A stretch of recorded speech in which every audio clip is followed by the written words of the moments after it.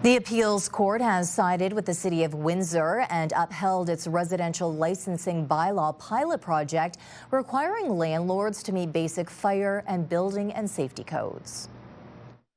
Well, obviously, we're disappointed. However, we're looking into our legal options at this point. Boris Ozansky is a landlord on Windsor's West End, leading the charge against the residential rental bylaw pilot project.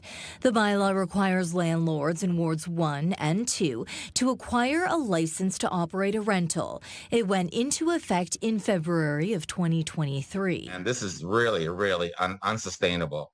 Sozansky tells CTV News he, along with hundreds of other landlords, won't stop their fight, despite a Superior Court judge and appeals court judge dismissing their argument. They say it was enacted in bad faith. It was arbitrary and violated certain sections of the Charter of Rights and Freedoms. So I'm delighted to see that we were successful on all counts. The city says the goal of the bylaw is to protect the health and safety of tenants. Some concerns there regarding smoke alarms, whether there was batteries weren't in them, or they were not present, or they weren't put in the proper location in the home.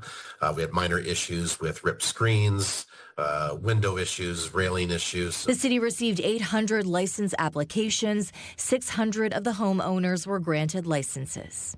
Some concerns regarding, spaces where maybe people should not be sleeping in, and we found other issues where work maybe was done without a permit. So a rental license during the pilot was $466 for the first year and $275 for annual renewals. I can tell you right now it's going to be closer to $900 to $1,000, and it'll be a very substantial hit to the bottom line. I could probably survive it, but there's many moms and pops who are running a tight ship right now. The 2-year pilot project ends February 13th. We're in the midst of a housing crisis. There's no question about it.